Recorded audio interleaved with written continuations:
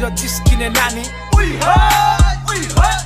छैन रहेछ कान्छे तिम्रो बिच्किने बानी